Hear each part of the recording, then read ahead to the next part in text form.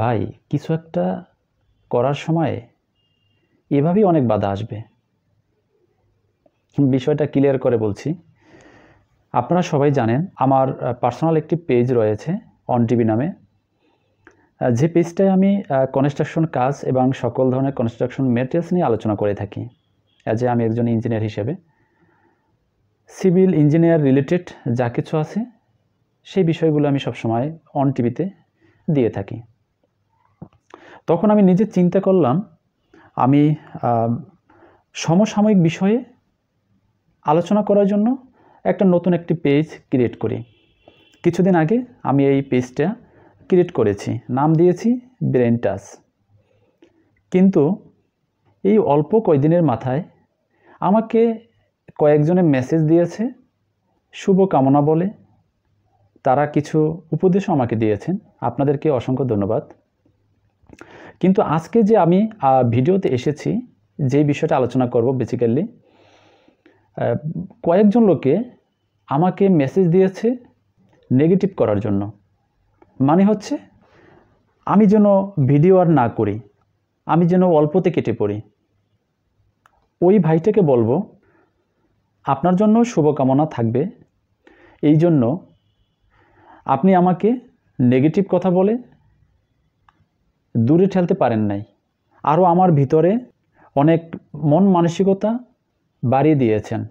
আমি তখন ভাবলাম যে আসলে এরকমই তো, মানুষ যদি কোনো কিছু শুরু করে তখন আশপাশ দিয়ে কিছু লোক তাকে নিচে নামানোর জন্য, সরিয়ে ফেলার জন্য অনেক কৌশল অবলম্বন করে, অনেক আজে বাজে কথাও বলে যাতে সে সামনের দিকে আর না এগোতে পারে।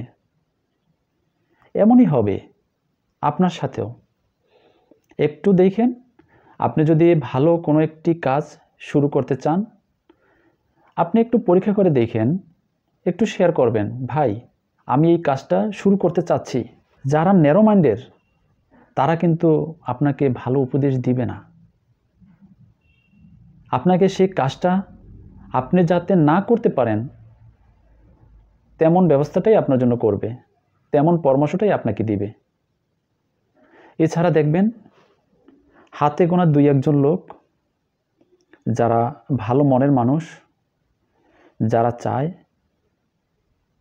যে সবাই কিছু একটা করুক, একটা লোক যেন ভালো কিছু করে এই দুনিয়ায় চলতে পারে, আগাতে পারে, তিনি ফ্যামিলি নিয়ে যেন ভালো থাকতে পারে।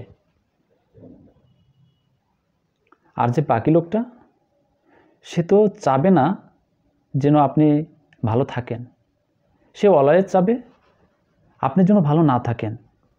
তাই ভাই আমি আপনাকে বলছি, আপনাদেরকেও এরকম অনেক লোকই আপনাকে নেগেটিভ বলে, আজে বাজে কথা বলে, আপনাকে নিচে নামানোর জন্য শত চেষ্টা করে যাবে। কিন্তু ভাই থামা যাবে না, একদমই থামা যাবে না। আপনি যদি থেমে যান তাহলে কিন্তু ভাই আপনি হেরে গেলেন। সেই নেগেটিভ কথাটাকে আপনার ভিতরে রেখে সেটাকে জিতে পরিণত করে আপনার আগাতে হবে। আপনি যদি জিতে পরিণত না করতে পারেন আপনি কিন্তু আগাতে পারবেন না। এরকমটা আপনাদের সাথেও হবে। তাই ধৈর্য ধরতে হবে, মন মানসিকতা আরও বৃদ্ধি করতে হবে, সাহসিকতা আরও বৃদ্ধি করতে হবে। তারপরে কিন্তু আপনার একাই কিন্তু আপনার আগাতে হবে। আজ এই পর্যন্ত। সবাই ভালো থাকবেন, সুস্থ থাকবেন। আল্লাহ হাফেজ।